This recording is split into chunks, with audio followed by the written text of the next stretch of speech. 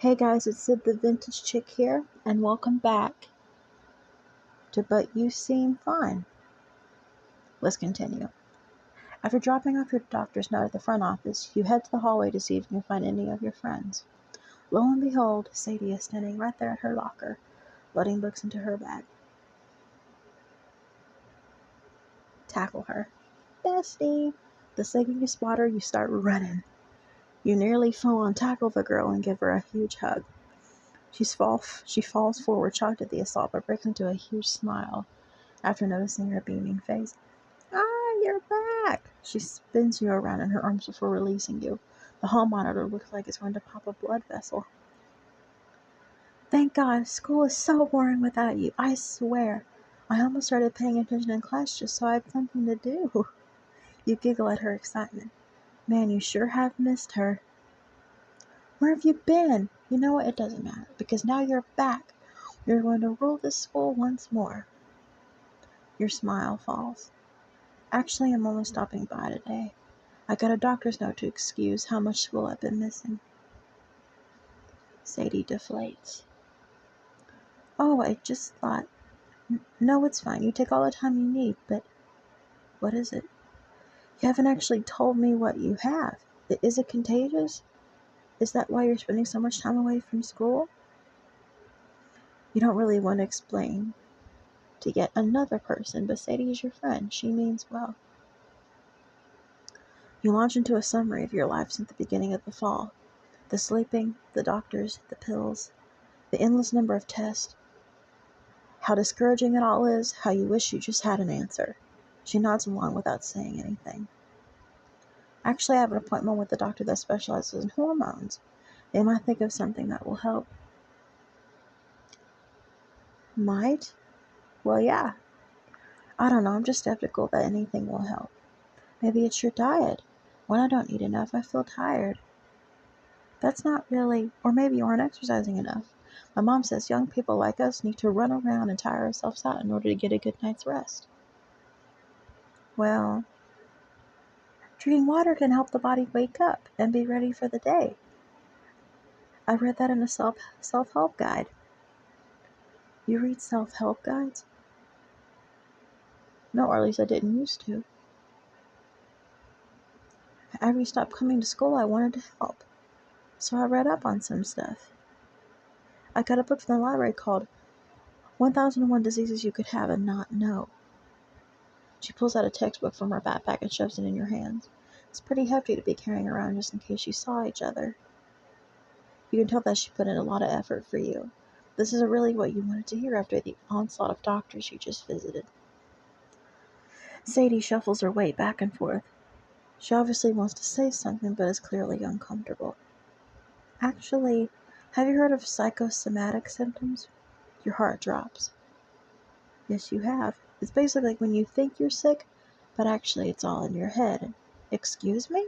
I'm not saying that's what you have, but you've been to all these doctors and they don't know what's wrong. Doctors are smart. They should know things. Right, they should. Oh. What if you aren't actually sick? Then you just need to think positive until you get better and things can go back to normal. You stare at Sadie, almost in shock. Think positive? Are you serious? What? Do you think I'm making this up? Do you not believe me too? I do, but I don't know. I just see how you could say you're so sick and yet you stand here. What? Look like you're fine. The words hang in the air for a moment. Tears sting at your eyes. You stare her down for a few seconds before you turn around, walk down the hall and exit the school. I seem fine? How could she say that? After I spilled my heart out to her and let her know what I've been going through, how could she still think that everything is fine? Several days later.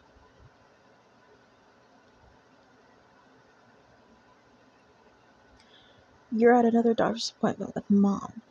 Visiting school took a lot of energy out of you. And this isn't helping. You feel miserable. You've been sitting in this room for a couple minutes, but honestly, all these offices are starting to blend together. This lady is an endocrinologist, a hormone doctor. Dr. Jones gave you a referral after your blood results were negative for Lyme disease. Surprise, surprise. The doctor enters the room with a flourish. Her red cowboy boots flashing and her dress twirling. You look at her in awe. She sits down and faces you and your mom, smiling brightly. She extends her hand out to you. Hello, my name is Julie. What can I call you? You shake her hand, a bit taken aback by her friendliness. I'm Ray. I'm sick, but I'm not happy about it. So that's why I'm here. Dr. Julie laughs hard-heartedly. You can't help but smile, too. Well, your funny bone clearly isn't damaged. Let's start at the beginning and try and get a grasp on what's going on. Well, we believe it started at the beginning of this year with... Actually, Mom, can I hear this part from Ray? It may help me understand a bit better. You look at her for a second before launching into your own story. Eager for her advice and opinions, she looks at you, really looks at you, like you're a person, not just some test subject. She listens to your story earnestly.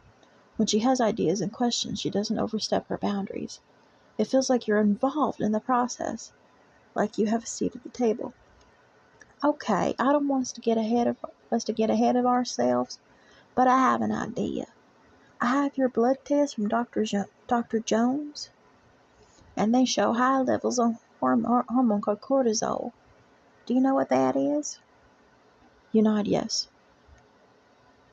You've heard this before. Dr. Julie continues to explain how some of your symptoms and aspects of your story are typical of a certain illness, one that seems very familiar. These symptoms line up perfectly with what we call Cushing's syndrome. Based on your blood test, I believe that you may have an adrenal tumor on the pituitary gland that is affecting your hormones. A tumor? Dr. Julie smiles and places a comforting hand on your shoulder.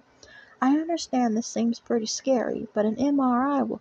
No, it's not that. It really wasn't. You couldn't really describe it, but you were almost happy. Cushing's syndrome? Is it treatable? Well, we should confirm this. That is what you actually have first. But with treatment, it has been found to be completely reversible. You turn to Mom, who is smiling softly at your side. You hug her, and she holds you close as tears threaten to fall from your eyes. Thank you. Dr. Julie walks with you and your mom as you head to the MRI. Hopefully this will be the last of these exploratory tests. Several days later.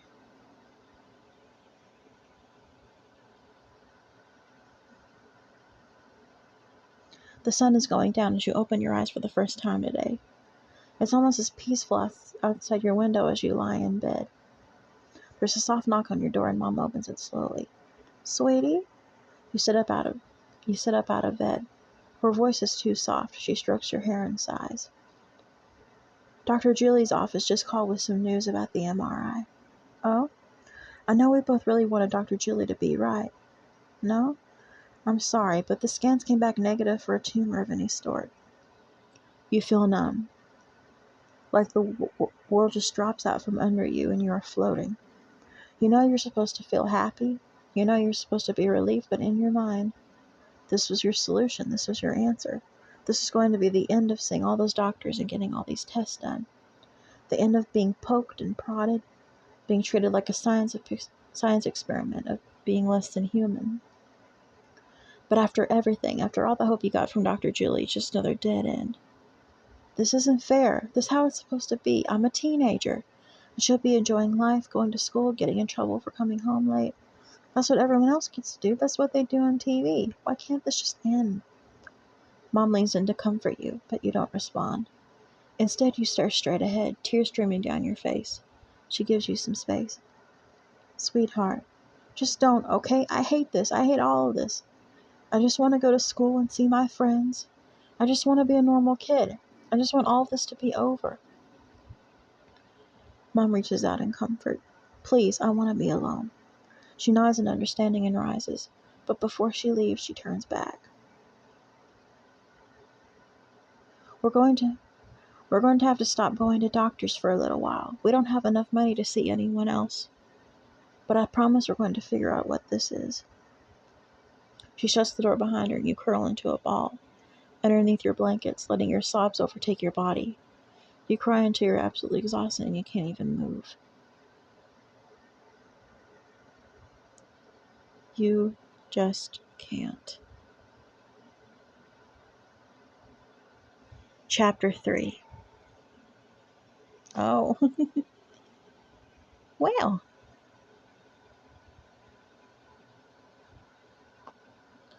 Let's just go on with that one. We'll just go on for a little bit. You wake up in your bedroom. It's just another Monday. Get up. That's not possible. Damn. You wake up again. It's still Monday. You try, but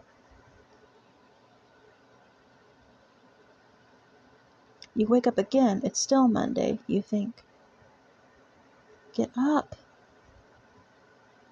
You fall back asleep.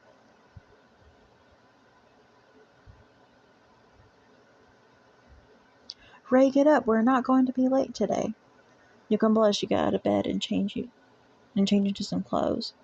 Mom hauls you into the car and take you to school. It's fall semester again. It's been 1 year since this all began. And despite being back at school semi-regularly, you still feel like you're always missing class to catch up on some sleep. Not to mention you're still tired all the time. You fall asleep in a couple of your classes, but you end up making it through the entire school day. Despite taking several naps, you're still exhausted. May as well go home. Your phone vibrates in your pocket. It's a text from Mom. She's out front to pick you up for another doctor's appointment. Right. It's your first appointment in a while, actually. But you got a strong recommendation from one of your previous doctors. Maybe this time it'll be worth the cost. You grab your backpack and head down to the main office.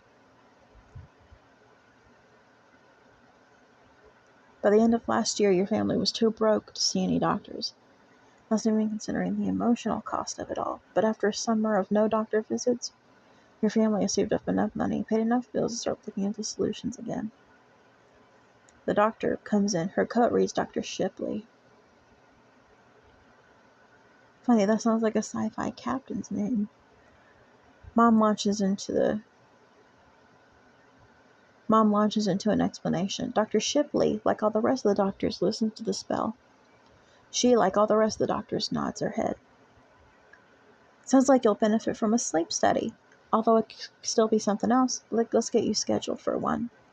You sigh heavily but make the appointment nonetheless. You schedule it for next week, in the sleep lab at the hospital. At least this test will be harder to fail, given how great I am at falling asleep. 1 week later.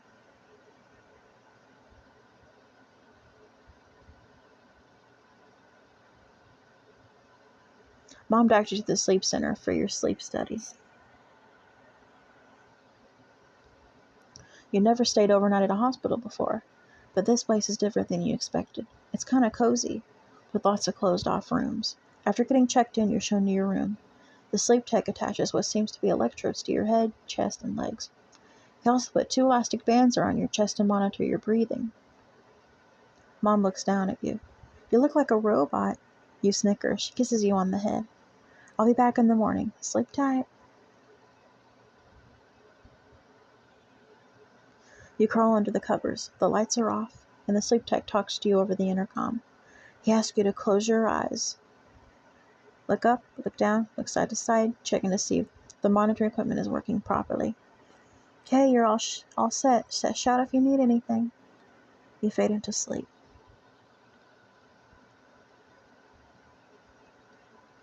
Despite having numerous cords attached to you, you sleep fine. Once you wake up, the sleep tech helped take some of the electrodes off, but not all of them. It's time for the nap test. We'll have you try and fall asleep for 30 minutes every few hours. Once the nap tests are done, you will be free to go. You do the first 2 nap tests and fall asleep easily. Seem like you're passing. I could hear your stomach grumbling from the other room. How about if I order you some food from the hospital cafeteria? You nod. That sounds pretty good. Mac and cheese. Hell yeah. Your food arrives at the lab, and you take a break to chow down.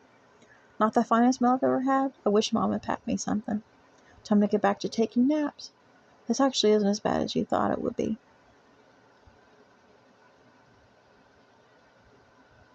You finish up the rest of the nap test. Finally, it's time to go home.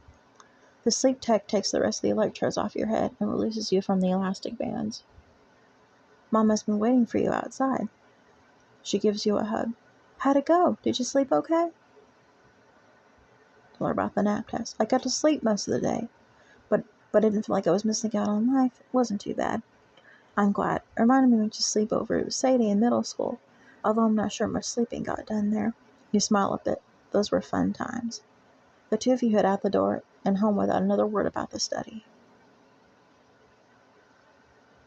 Several weeks later.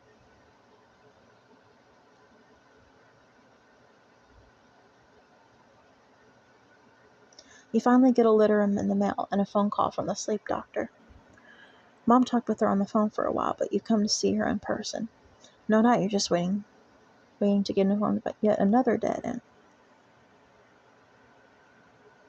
So we got your results back from the sleep study. I understand you've been looking for answers for quite some time, yes? You give her a weak nod. She hands you a packet of papers. It has some charts with numbers you don't understand. Well, after you reviewing the test results, I feel confident that your symptoms are tied to a condition you may have heard of before. It seems like you have narcolepsy. I knew it. You look up at her and stare in disbelief. Wait. It's been so long since all this madness began. Is this it? Are you here? Do you finally have your answer? But narcolepsy isn't right. I've found on TV that people just fall asleep all the time. Usually for comedic effect. A few years ago, someone dressed up as Narcolepsy Man for Halloween. It was pretty funny to see him just keel over and snore. That's not what I have. Narcolepsy affects the brain's ability to regulate sleeping and waking cycles, which is characterized by excessive sleepiness during the day and fall asleep for short spurts at a time. Sleep doesn't really do the job that it should be doing, so you wake up less rested than you should. You nod. What she is saying is actually making a lot of sense. Also, your story lines up with many that we get here at the sleep center. Most patients present symptoms between the age of 10 and 20, and often many physicians before receiving a diagnosis, if they ever do at all. With proper resource management and follow-ups, it is absolutely possible to live a full life with this condition. Tears come to your eyes and you feel lighter. Almost. The thing you've been living with, the silent monster, it finally has a name. Instead of shrugging when people ask you what's wrong, you finally have a real answer. Mom gives you a hug. She's crying too. You thank the doctor and schedule another appointment for a more in-depth session later on. You and Mom are quiet on the car ride home. Her entire demeanor has relaxed and you can see her relief. It's been a long couple of years for the both of you. Still, after the initial happiness of the diagnosis, a somber feeling has settled within you. You haven't said much since leaving the office. What's up? Be honest or lie. Be honest with your mama. I feel like I'm supposed to be happy about this, but I'm just not. Mom looks over at you, egging you on to say more. I don't know. I thought having a diagnosis would help. It does help a little bit, but now we have to deal with the aftermath. You sigh heavily.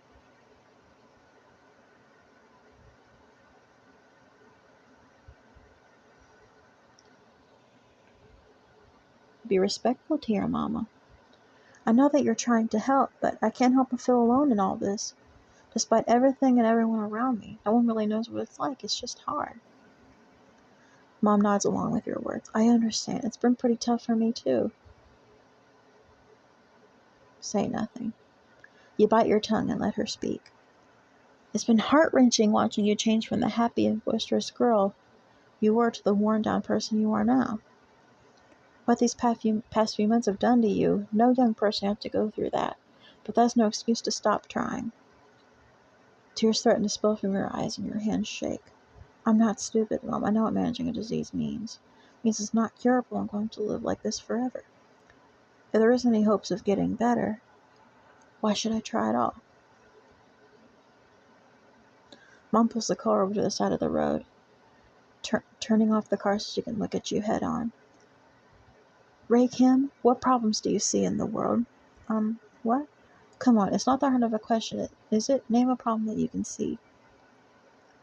Kind of a vague question, but you ponder it nonetheless. There's inequality, of course, wars overseas, but also the corner store stopped stocking strawberry milk over the summer, which was a real bummer. Then there's everything you and Mom saw. Doctors that didn't take you seriously, a lack of understanding from people about what you're expecting. It hurts your heart to think of those things. Empathy. People don't relate to things they don't understand. Okay, who is going to solve that problem? Again, you're at a loss for words. Because the way I see it, if you see a problem and no one's there to fix it, isn't it on you to take the first step? You stop and think about it for a second. Did you get that off a Facebook post? Ray, I'm being serious.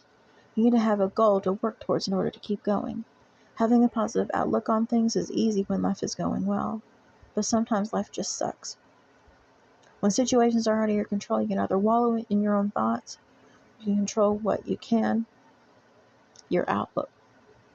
But if you give up, there is no way for them to ever get any better. I don't want to lose my daughter to some condition she may have. I want you to find a way to be happy despite it. It's all I ever wanted from you.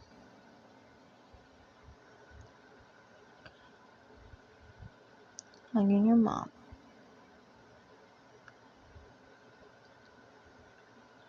Whew, okay, that's a lot of reading.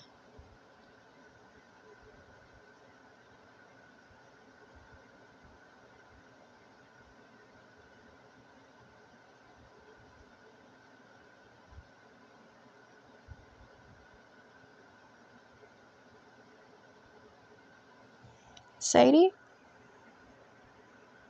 Ray, long time no see. Are you visiting again? No, I'm actually back, for real this time. You're all better now? No, I got a real diagnosis, though. I think this one is legit, too. Look, I'm sorry I've been kind of distant. Everything just kept piling up, and I didn't know what to do with myself. But you actually tried to reach out when no one else seemed to care. I should have been a better friend to you. I was wondering, do you want to come over and write with me after school today?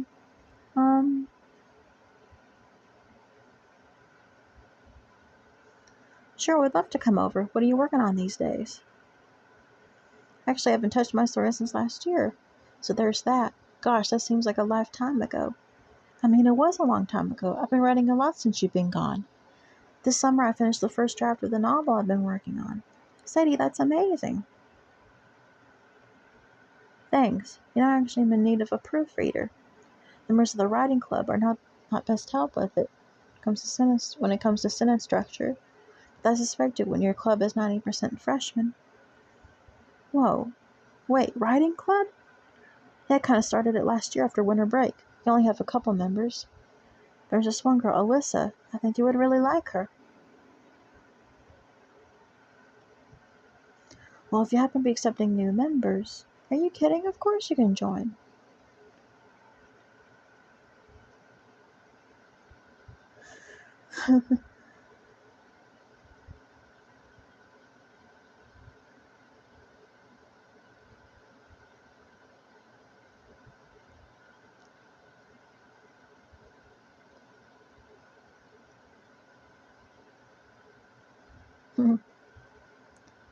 Mama being mama.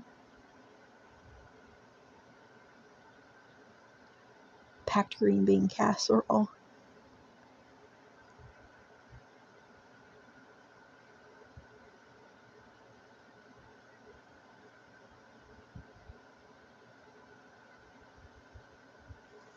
Now they're at an anime convention.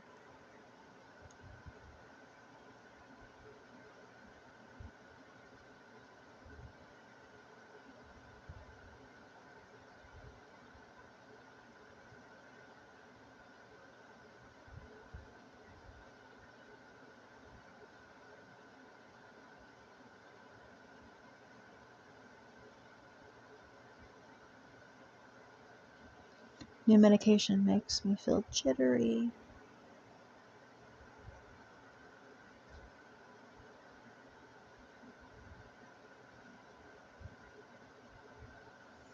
Went to Artist Alley.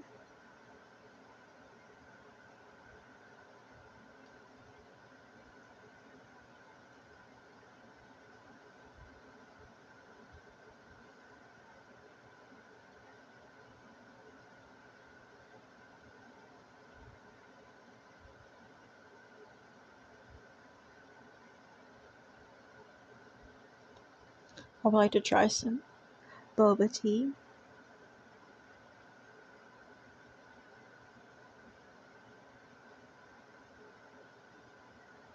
Selfie! Smile!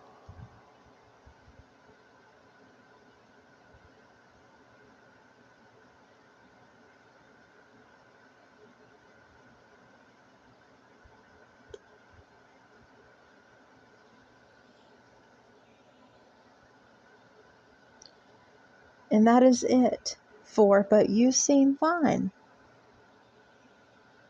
Thank you all so much for watching, and I will see you guys in the next one. Peace.